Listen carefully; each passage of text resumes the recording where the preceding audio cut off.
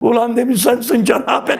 Namazı kıldık diyor. Namazdan sonra kahveye gittik. Dedim kahvede belki bir sohbet yaparız. Kahve ağzına kadar dolu diyor. O zaman televizyon da yok ki diyor. Millet televizyona baksın. Orada diyor bir ders başlattım. Cemaat böyle dinliyor. Ya adam namaz kılmıyor ama kafir değil ki ya. Mümin. Kılamıyorum diyor zaten. Dikkat et. Namaz kılamıyorum diyor. Yani birisi tutmuş bırakmıyor onu, gelemiyor. Kılacak da kılamıyor. Kılmıyorum demiyor kimse. Kılamıyoruz diyor. Bak demek kıldırmayan birisi var. Nefsi emmare. Sonra diyor baktım biraz sonra 2 tane jandarma geldi. Bir sivil. Ulan dedim şikayet ettiler galiba. Kahvede efendim irtica hortladı. Bizi almaya geldiler. Öyle ben zannediyorum. Neyse jandarmalar oturdu. Silahları koydu yere. Onlar da dinliyor. Ama o sivil, onların başında gelen sivil o diyor rahatsız oluyor belli. Yani konuşmadan rahatsız oluyor. Ben de anlayayım dedim. Nedir işin şeyi? Kestim bitirdim. Kalktı diyor. Hoca mısın, hafız mısın demiş. Niye bunları burada anlatıyorsun? Camide anlatsana bunları. Bunların yeri kahve değil, camide anlatılır bunlar. Şimdi ben desem diyor. Ben biraz öyle camideydim. Bunlar camiye gelmediler desem onun tarafında kalacaklar diyor. Bak bunlar demiş benim din kardeşlerim.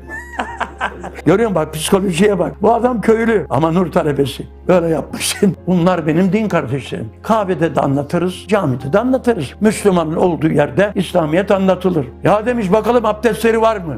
Bak. Ya demiş İslamiyet'i anlatmak için, dinlemek için abdestli olmak şart değil. Peygamberimiz Ebu Cehil'i anlatıyordu. Abdesti mi vardı? Bak şimdi. Ya demiş kafan anlamıyor. İçlerinde cenabet vardı deyince. Oradan biri kalkıyor. Ulan demiş sensin cenabet. Biz tertemiziz bak şimdi.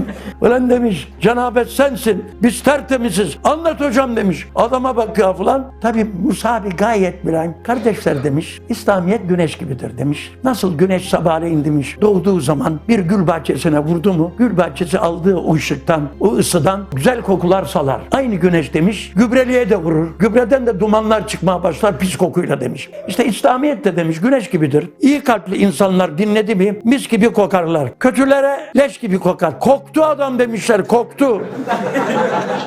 Kalkmış gitmişler, kaçmışlar.